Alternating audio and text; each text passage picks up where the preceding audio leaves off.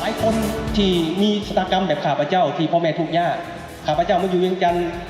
ปี97ข้าพเจ้าบ่มีพี่น้องต้องดิ้นรนเองต้องเป็นกรรมกรและเป็นหยังข้าพเจ้าจะคอยขึ้นมาฮอดจุดนี้มื้อนี้เราจะมาหาคำตอบกันว่าเป็นหยังความสำเร็จมันบ่เกี่ยวกับว่าทานหาเงินได้หลายส่ำใดความสำเร็จมันเกี่ยวกับว่าทานเฮ็ดในสิ่งที่แตกต่างเพื่อเปลี่ยนแปลงชีวิตของคนส่วนหลายต่างหากถ้าทานเฮ็ดในสิ่งที่แตกต่างจะมีคนต่อต้านบางคนด่าข้าพเจ้าอีกว่านักเขียนตากเสือแต่ทานจะหย่อท่อพระพุทธเจ้ายังมีคนสั่งโลกเขาบ่ได้สนใจว่าทานเฮ็ดหยังไงทุกคนโลกเขาสนใจว่าปัจจุบันนี้ทานเฮ็ดหยัง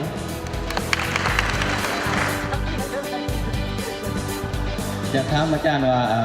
ทานจะแบ่งสรรปันส่วนในเรื่องวัตถุและจิตใจในยุคกระแสนิยมทางวัตถุนี่คือจังได๋เราจะใช้ชีวิตอย่างไรในทุกๆวันให้มีความสุขทั้งที่เฮียนและจบในใต้วิชาดีเดียวกันแต่มีคนบอกว่าเฮ็ดบ่ได้ดอกคำถามแบบนี้มวลมิแต่น้องที่จริงแล้วก็อยากเป็นคนคิดบวกอยู่แต่มันคิดบ่ได้วิธีคิดบวกให้แบบนี้เลยอยากรู้ว่าเป้าหมายที่แน่นอนของเขาน่ะมันแม่นหยังอย่าสิตั้งเป้าหมายสูงเดี๋ยวตกมามันจะเจ็บคำว่าตกต้นไม้เจ็บแท้บ่ห้ามบ่ได้เราบ่ห้ามบ่ได้ก่อนที่จะมาประสบผลสำเร็จได้แรงบันดาลใจมาจากใส่อิสระทางด้านการเงินที่แท้จริงแม่นยังเขาต้องแก้ไขนะได้อยากให้อาจารย์อธิบายมาเขาจะมีวิธีการขายปลอมตัวให้ของตัวเองได้อาจารย์มีเคล็ดลับในการพัฒนาตนเองแนวใดอาจารย์จึงสามารถเป็นนักเขียนที่ดีได้แล้วก็เป็นนักเล่าที่ดีๆแบบนี้ได้แล้วก็บรรลุเป้าหมายมาถึงจุดนี้ได้เจ้าขอบใจ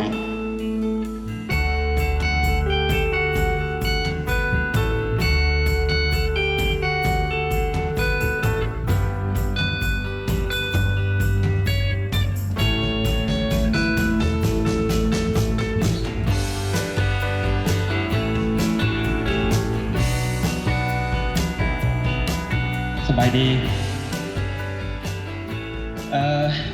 ตื่นเต้นวันนี้เนาะข้าพเจ้าก่อนเริ่มงานข้าพเจ้าเคยได้ยินคำบอกของนักปราชญ์ท่านหนึ่งคือว่าเป็นนักปราชญ์ที่มีชื่อเสียงหลายเพิ่นบอกว่าการอ่านเห็นให้คนเฮากลายเป็นคนที่ฉลาดแต่ข้าพเจ้ารู้สึกว่าเป็นคำเว้าที่สร้างแรงบันดาลใจข้าพเจ้าหลายและมื้อนี้แม่นเทศกาลอาหารสมองก็แม่นหนึ่งในสิ่งที่ส่งเสริมให้คนลาวเฮาหักอ่านเนาะและข้าพเจ้าคิดว่าหลายท่านคงสิตื่นเต้นคือข้าพเจ้าในอดีตผ่านมาส่วนหลายคนเฮาเข้าว่ารับประทานอาหารส่วนหลายก็มีแต่สนใจแต่กินแล้วมันอิ่มท้องมันบ่เขาบอกว่าร่างกายคนเฮามี2อย่างต้องได้กินอาหารอย่างที่1ก็คือกินข้าวกินน้ำเนาะเพื่อเฮ็ดให้ร่างกายเฮาแข็งแรงอันนั้นมันอาหารเฉพาะร่างกายแต่ว่าอีกอย่างที่2มาสมองก็อยากกินคือกันเนาะแต่ว่าสมองกินอาหารนี่บ่ได้กินอาหารคือร่างกายกินเนาะสมองกินแล้วแม่นถือว่าหับเอากินจากใดกินจากสิ่งที่เฮาเรียนรู้เนาะและในการเรียนรู้นั้นการอ่านแม่นเป็นสิ่งที่สำคัญเพื่อตอบสนองอาหารให้แก่สมองของเฮามหาลัยแห่งชาติแม่นเป็นโรงเรียนเก่าของข้าพเจ้า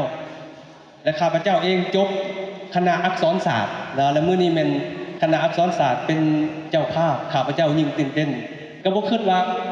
ตัวเองสิได้ขึ้นมานะยังจื้อเบิดข้าพเจ้ามื้อเช้านี้ก่อนจะมาออกสโมสรข้าพเจ้าขี่รถอ้อมไปหาหอพักไปเบิ่งอดีตเพราะข้าพเจ้าแม่นเคยพักอยู่ตึกเบอร์10เนาะอยู่หอพักหลายคนก็คิดว่าข้าพเจ้ามาเว้าดูขอวิธีประสบความสำเร็จหลายคนคิดว่าข้าพเจ้าคือสิแม่นลูกคนรวยคนที่ประสบความสำเร็จหลายคนอาจจะเบิ่งข้าพเจ้าแบบนั้นแต่ว่าก่อนจะเข้าหัวข้อข้าพเจ้าขอเล่าก่อนว่าข้าพเจ้าบ่แม่นลูกคนรวยข้าพเจ้าลูกชาวนาเนาะยามใดที่มีฝนตกแบบนี้นะอากาศเย็นๆแบบนี้ข้าพเจ้าคิดอย่างหนึ่งเสมอชีวิตข้าพเจ้าเพราะว่าปกติเดือน6มันแม่นต้องดำนายามใดที่ฟ้าห้องฝนตกดินมันนี่ข้าพเจ้าจะอยู่ทุ่งนาตอนยังน้อยเกิดมาก็แม่นพ่อแม่พายไถเห็นนาเบิดลำบากไดและสิ่งหนึ่งที่ข้าพเจ้าจื้อที่สุดเดือน6ก็คือว่าทุกปีตอนยังน้อยเนี่ยมันข้าวบ่พอกินเพราะว่าครอบครัวข้าพเจ้าน่ะมี10คน12ทั้งพ่อทั้งแม่ข้าพเจ้าคนที่8ถือว่ายามฝนแบบนี้ถือว่าข้าวได้เล่าหมดแล้วหมายความว่าต้องมาแบ่งกันหาคนนี่ต้องแม่นไปหาหน่อไม้ แล้วก็เอามาขายเพื่อแลกข้าวบ่เพื่อกับขวามไปฝั่งไทยพุ่นเพื่อเปลี่ยนข้าวมากินเพราะว่ามันบ่พอกินนั้นทุกปีเวลาฝนตกข้าพเจ้าจะจื้ออย่างเดียวคือว่าตอนนั้นไปหาหน่อไม้เพราะว่าข้าพเจ้าแบ่งครึ่งหนึงข้าพเจ้าบ่อยากดำนาบางครั้งมันเมื่อยไปหาหน่อไม้ม่วนกว่าแต่ว่าบางครั้งก็ต้องได้ดำนาเปลี่ยนกันเนาะ10คนเอื้อยน้องแบ่งคนละ5ตอนนั้นบ่คิดหยังหลายคิดแต่ว่าอยากออกจากบ้านอยากหนีจากความทุกข์ยากคิดอย่างเดียวสุดท้ายมาข้าพเจ้าเรียนจบมัธยมม.3 ข้าพเจ้าก็ออกจากบ้านสมใจไปหลายบ่อนเนาะจนมาฮอดมื้อนี้แต่ว่าถึงอย่างไรก็ตามข้าพเจ้าเชื่อว่าคนเฮาทุกคนล้วนแต่อยากประสบความสำเร็จบางคนก็เกิดมาในครอบครัวที่หั่งมีบางคนก็เกิดมาในครอบครัวที่อาจจะบ่หั่งมีเนาะแต่ว่าความหั่งมีที่เฮาเกิดในครอบครัวหั่งมีบ่หมายความว่าบ่รับประกันว่าเฮาจะประสบความสำเร็จและคนที่เกิดในครอบครัวที่ทุกข์ยากก็บ่ได้หมายความว่าเฮาจะบ่ประสบความสำเร็จแน่นอนคนที่เกิดในครอบครัวที่หั่งมีอาจจะได้เปรียบแต่เป็นการได้เปรียบในระยะสั้นๆเพราะว่ามีพื้นฐานดี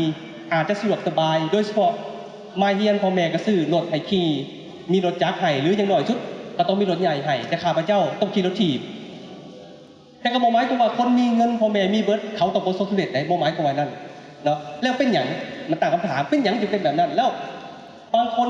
หลายคนที่มีชะตากรรมแบบข้าพเจ้าที่พ่อแม่ทุกข์ยากข้าพเจ้ามาอยู่เวียงจันทร์ปี97ข้าพเจ้าบ่มีพี่น้องต้องดิ้นรนเองต้องเป็นกรรมกรและเป็นหยังข้าพเจ้าจะคอยขึ้นมาฮอดจุดนี้ทั้งที่ข้าพเจ้าบ่มีหยังตอนข้าพเจ้าเสียงเขาดุโด่งได้นี่ส่งเขียนจดหมายไปหาพ่อแม่บ่เชื่อเป็นไปบ่ได้เพราะว่าเจ้าคิดตัวมันเป็นไปบ่ได้เพราะว่าตอนนั้นนี่คนจะมาเรียนมหาลัยได้นี่มันต้องพร้อมมีความพร้อมนะบ่เชื่อข้าพเจ้าพ่อแม่สิเชื่อต้องเป็นฮอดปีที่3จนน้องสาวมายามพาไปเบิ่งหอพักเพิ่นสิค่อยเชื่อว่าข้าพเจ้าโอ้ได้เรียนแท้เพราะว่ามันเป็นไปบ่ได้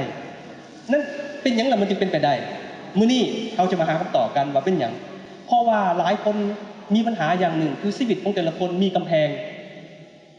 มีอุปสรรคข้าพเจ้าเมื่อวานนี่ข้าพเจ้าก็ย่างมาก่อนมีหลายคนน้องๆนี่เรียนมาหาข้าพเจ้าว่าอาจารย์น้องอยากเฮ็ดนี่น้องอยากเฮ็ดนั่นน้องเฮ็ดสุดท้ายแล้วก็บ่ได้เฮ็ดจักเทื่อบางคนวางแผนว่าอยากเป็นนักเขียนอยากเป็นนักเว้าอยากเป็นนักธุรกิจแต่ว่าบ่ลงมือเฮ็ดจักเทื่อย้อนหยังย้อนชีวิตมันมีกำแพงเฮาคาอยู่ชีวิตมีกำแพงแล้วเฮ็ดได้ไดเฮาสิคอยทำลายกำแพงลงเนาะมื้อนี้ข้าพเจ้าว่าก่อนเข้าหัวข้อข้าพเจ้าจะขอพาทานเข้าไปสู่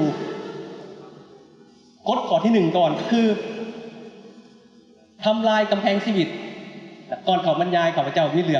องเล่าเรื่องนี้แม่นของต่างประเทศยืมเพิ่นมาเขาต้องทำลายกำแพงชีวิตก่อนเพราะว่า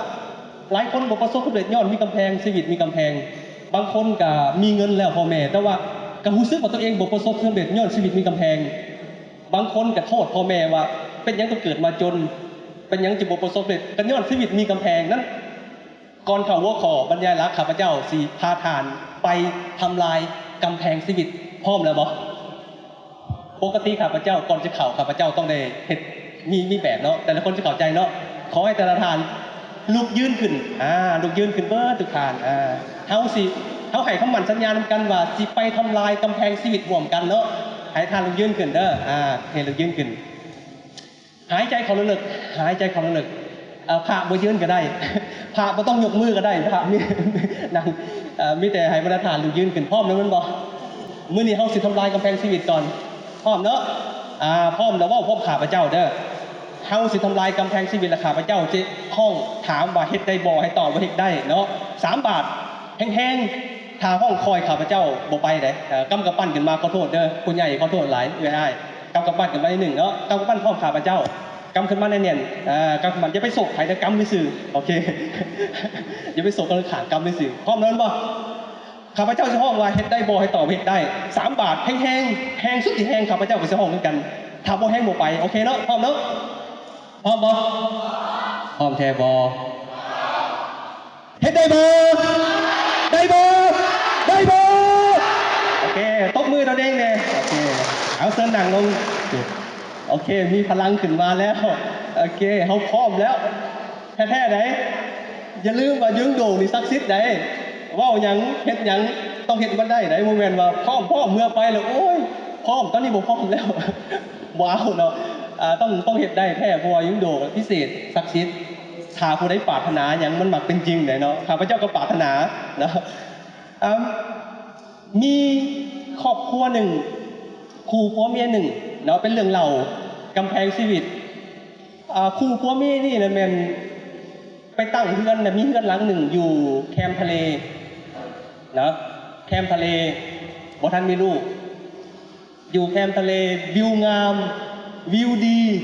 อากาศดีเนาะแต่ว่าโชคบ่ดีที่เฮือนหลังนี้นะแม่นบ่แนมเห็นกำแพงวิวทะเลนะแม่นบ่ที่เห็นวิวทะเลนะแม่นมีกำแพงตัน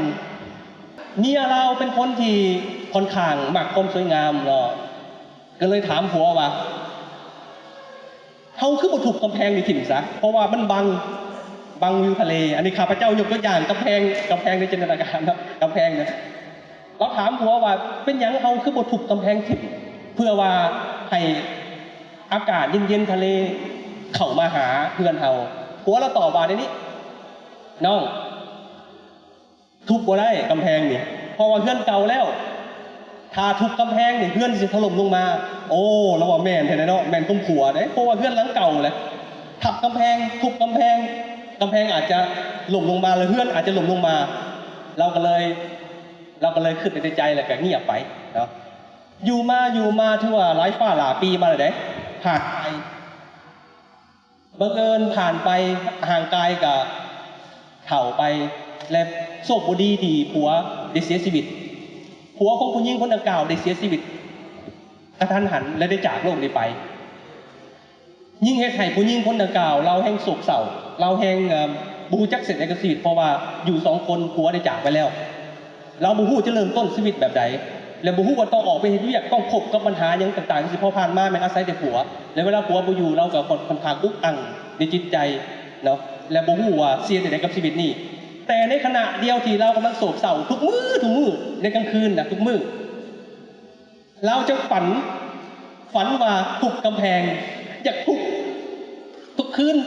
ได้ฝันว่าได้ทุบกำแพงแต่ว่าตื่นขึ้นมาบ่ได้ทุบฝันซื่อๆแล้วก็ฝันอยู่หั่นแหละแล้วฝันว่าได้ทุบกำแพงแต่ว่าจริงๆแล้วบ่ได้ทุบมีเทื่อหนึ่งเราตื่นมาเราจับค้อนตีนะเอาไปไว้เอาไปใกล้ๆกำแพงว่าสิทุบเอาค้อนตีมาสิทุบกำแพงแค่เอาไปไว้อยู่ใกล้ๆสิทุบแค่ปึ๊บแล้วก็บ่ทุบเราคือเห็นคำบอกของผัวเราบอกว่าเพื่อนเฮามันเก่าแล้วเห็นยังบ่ได้ดอกเราคือเห็นคำบอกของผัวเราก็หยุดบ่ทุบหลายเทื่อเป็นแบบนี้คืออยากทุบแต่บ่ทุบย่านเฮือถล่มลงมาจนมีมื้อหนึ่งเราอดบ่ได้เราก็เลยไปเล่าให้ครูหนุ่มสาวหนึ่งที่อยู่เฮือนใกล้ฟังเรื่องต่างๆว่าเราเองอยากทุบกำแพงแต่เราบ่กล้าทุบย้อนว่าถ้ากำแพงถล่มลงมาแล้วเฮือนเราสิถล่มลงมาพร้อมและเราก็ฝันตลอดแต่ว่าสุดท้ายก็บ่สามารถทุบลงได้หนุ่มสาวเป็นคนยุคใหม่นะคนยุคใหม่วัยรุ่นหนุ่มสาวตัวนั้นเป็นคนใจร้อนเมื่อหนุ่มสาวคนนั้นเขาได้ยินเขาบ่ได้สนใจได้ยินปั๊บเขาก็จับเอาไม้ค้อนตีปั๊บแล้วก็ทั้งย่างไปหากำแพงตัวนั้นแล้วก็ทุบเลยทุบผู้หญิงคนเก่าห้องกันว่าโอ้เป็นยังต้องทุบกำแพงเฮือนสิบ่ถล่มลงมาแล้วห้องแล้วย่านเฮือนถล่มลงมาครูหนุ่มสาวตัวนั้นบ่ได้สนใจทุบอย่างเดียวทุบกำแพงทุบนะเขาอดบ่ได้เขาบอกว่าบ่เป็นหยังดอกเฮือนบ่เป็นหยังดอกเนาะมีหญิงคนเก่าน่ะคือว่าเขาเป็นบ้าบ่เนาะเฮือนถล่มลงมาก็คักเป็นหยังก็บอกพวกนี้สุดท้ายกำแพงถล่มลงมากำแพงบังทะเลถล่มลงมาเรียบร้อยเนาะแล้วก็เฮือนยังคือเก่ากำแพงถล่มเฮือนบ่ถล่มเนาะเฮือนบ่เปลี่ยนแปลงแต่สิ่งเปลี่ยนแปลงเป็นหยังสิ่งเปลี่ยนแปลงแม่นมีลมเย็นๆพัดเข้ามาผู้หญิงคนดังกล่าวเราเลยเข้าใจแล้วว่าโอ้ที่จริงแล้วนะเฮือนเฮาก็บ่หมายความว่าสิเก่าที่จริงเฮือนเฮายังเปลี่ยนแปลงได้อยู่เนาะเฮาคิดไปเองมันสิตกลงมาสุดท้ายเราก็เห็นวิวขอโทษเห็นวิวงามทะเลกำแพงถล่มลงมาเฮือนยังอยู่แต่สิ่งเปลี่ยนไปคือ วิวดีลมดีผัดเข้ามา แล้วว่า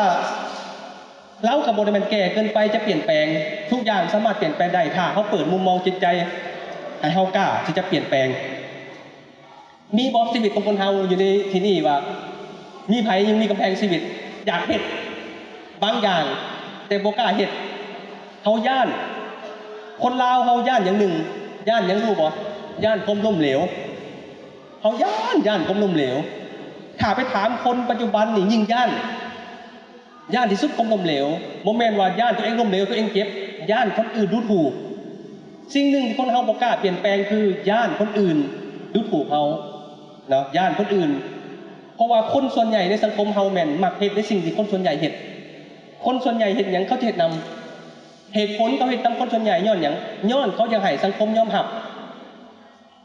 เขาบ่กล้าแตกต่างบ่กล้าเปลี่ยนแปลงเพราะว่าถ้าเจ้าต่างหมู่จะมีคนเว้าให้และเขาย่านหลายคนบ้านเฮาย่านแท้ๆเป็นผู้หญิงผู้ที่บ่กล้าย่านการเปลี่ยนแปลงอันนี้เป็นสิ่งที่เกิดขึ้นในสังคมบ้านเฮาแล้วถามว่าเขาอยากประสบความสำเร็จบ่อยากทุกคนอยากประสบความสำเร็จแต่บ่อยากเปลี่ยนแปลงบ่อยากเห็นหยังแตกต่างเอาเบิร์กอัลสไตน์นะแล้วก็เลยบอกว่านักวิทยาศาสตร์ที่ยิ่งใหญ่ของโลกแล้วบอกว่าถ้าเจ้าอยากได้สิ่งใหม่เจ้าต้องเห็นสิ่งใหม่แต่ว่าถ้าเจ้าอยากได้สิ่งใหม่เจ้าเห็นแต่แบบเก่าๆมีแต่คนเสียเส้นเห็นแบบเก่าๆแต่ขาดหวังสิ่งใหม่อันนี้เสียเส้นถ้าจะได้สิ่งใหม่ต้องได้สิ่งใหม่ถ้าอยากให้ตัวเองก้าวหน้าก็ต้องเปลี่ยนแปลงแต่เขาบ่อยากเปลี่ยนแปลงแต่อยากได้มันเป็นแบบนี้แล้วเกิดว่าชีวิตมีกำแพงนั้นถ้าทานพบว่ายังเห็นหยังแต่บ่กล้าเห็นเมื่อไปหนึ่งมือแรงนี่ทันเห็นโลดแต่บางคนเขาก่อนตายมักเสียใจในสิ่งที่อยากเห็นแต่บ่ได้เห็นย้อนตนเองเลือกที่จะบ่เห็นเองถ้าทานบ่มีเวลาไปเห็นในสิ่งที่มักทานต้องใช้เวลาที่เหลือตลอดชีวิตเห็นในสิ่งที่ตนเองบ่มักพอใจบ่